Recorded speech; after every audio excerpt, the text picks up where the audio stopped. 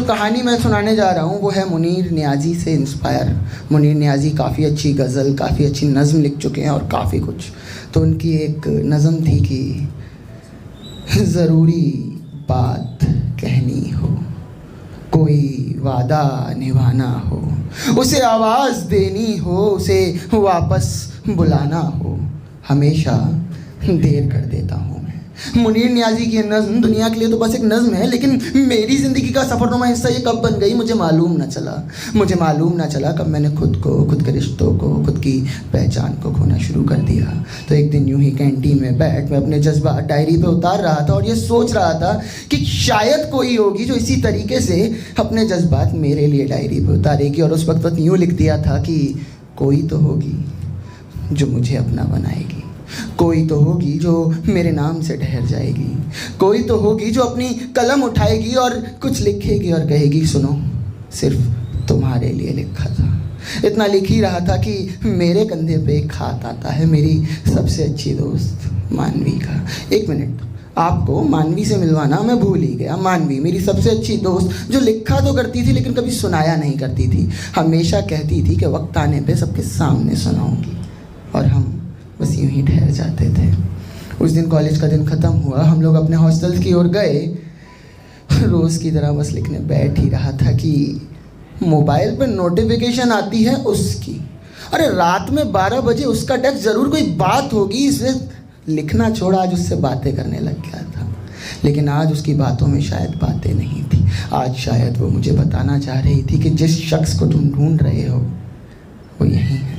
लेकिन इन सबसे बेखबर हम बस बातें ही किए जा रहे थे, और ये रातों को बातों का सिलसिला मानो रोज़ का सा था। मानो रोज़ वो अपने ख्याल मेरे तक लाती थी और मानो रोज़ उसको मैं हवा कर दिया करता था, क्योंकि मुझे तो मालूम ही नहीं था। कुछ दिन बीते तो ऐसा एहसास हुआ कि यार शायद ये वही शख्स है जिसको मैं ढूंढ रहा हूँ। लेकिन क्या ये सच है? क्योंकि हम बैठे शायर, हमें तो सबसे मोहब्बत हो जाती है। क्या ये मोहब्बत सच्ची है? चलो इसका पता लगाया जाए। इसी बीच कॉलेज की छुट्टियां हो गई, हम लोग अपने घर चले गए और मैं अपने दिल के जज्बात उस तक नहीं पहुंचा पाया। घर गया, सब सोचा, दोस्तों से बात की, माँ बाप को बताया, उन्होंने कहा यार कह दो। तो उस दिन अपने सबसे अच्छी शर्ट में से एक ब्लैक शर्ट निकाली और चले गए बाज़ार प्यार का सामान लेने। अजी शायर हैं जनाब, तो प्यार का इजहार भी शायराना अंदाज में किया जाएगा।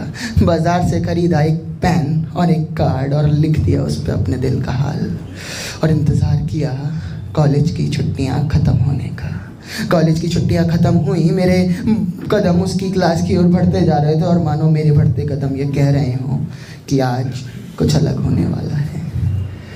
मैं उसकी क्लास की ओर एंटर हुआ कि क्लास में एक सबसे ज़ोर से आवाज़ आती है कि कॉन्ग्रेचुलेशन मानवी, आपकी सगाई हो चुकी है।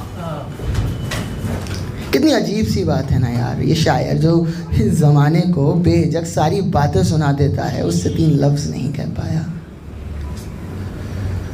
मैंने अपना कार्ड छुपाया, उसे गले लगाया और अपने आँखों में ली नमी वापस लौट गया।